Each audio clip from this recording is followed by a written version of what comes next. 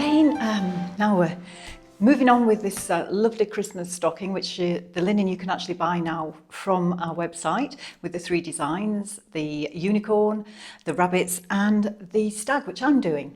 We're getting to a quite nice exciting part now because it's the background of it's all done in laid and couch work, and I've done the laid part, and now I'm going to be doing the couch part, which is the little stitches that go over those intersections there.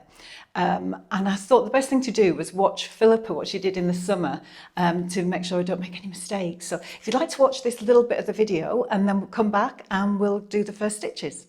I set up a frame really badly here, and I'm using clamps, and I'm going to leave this in place, and I'm now going to make the couching over this piece. Now, unusually for me, I do allow a really long thread when I'm doing the laid and couch work, because you're not really going in and out of the linen very often.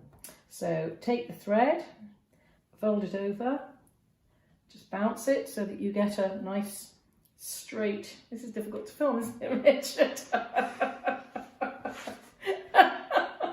Never mind, we'll get better at this, honestly. And take your needle and just push the wool through the hole like that.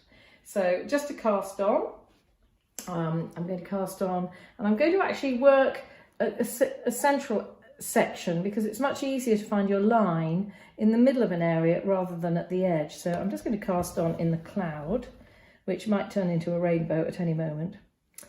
I don't know about this rainbow. I think the rainbow, perhaps the rainbow needs to be down, lower down instead of a leaf. Maybe that's more fun for a child. So, okay, so we have the thread, and we can now take the thread up through the linen and just pop it over this intersection between these two pieces of blue. Now, in the books, they tell you to couch, couch, couch, going up and down lines of thread. But in the past, the professionals never did that. They actually went up and down a line, going up and down over these little sections here.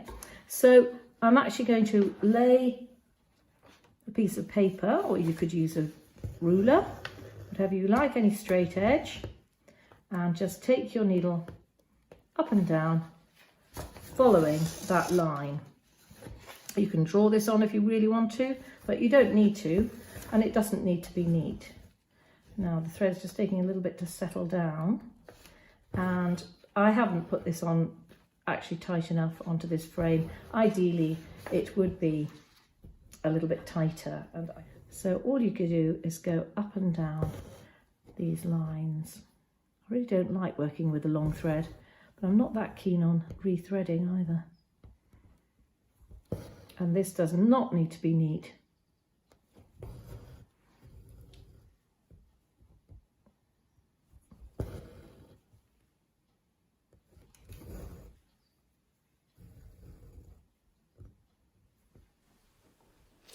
Well, it seems such a long time ago now, thinking about it, when we did those videos back in sort of late spring, early summer.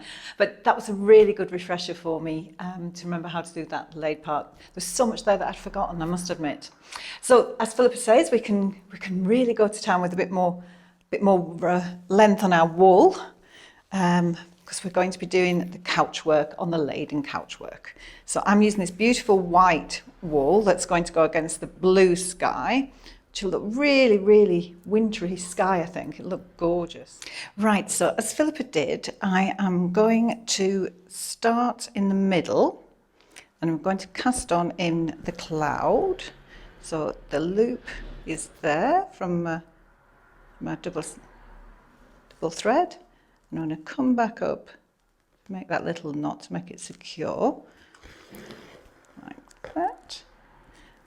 And then I'm going to come down, and I'm going to do this,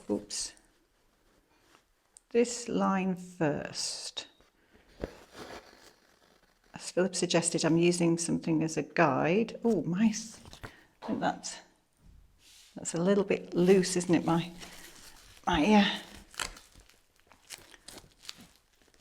hoop's a little bit loose, linen on there. So that's a bit tighter, that's better. I'm using the Essential Guide here to give me a guide to where I'm going to stitch. So I'm going to go up and down, as Phillipa showed us. And I'm not quite sure. There we go. That's one. Oops. And then down the other side. And I think once I've got this one done, I won't need to have the guide here, and I'll be able to go back to doing it two-handed. It's a bit difficult with the guide though. There we go. Oh, I can see how quickly this is going to work. Now Phillipa's saying you just go up and down, up and down. There's quite a bit to do with the laden couch work on this design, but it is amazing how quickly it covers a space. It's rather amazing. And then I'm just going to put a little sealing stitch there. I don't think I need that now. And come down this side. So I'm going to go from the centre to the right, but I'm sure you can go from centre to the left. It does make it look really smart, doesn't it? It really does make this laden couch work look really effective.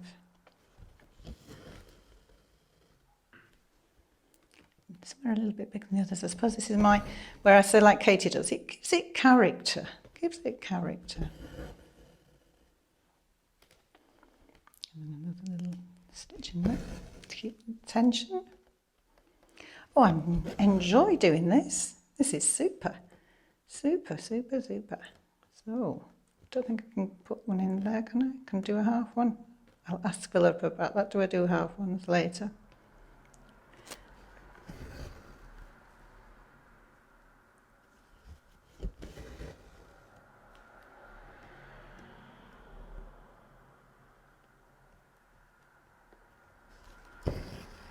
Very therapeutic.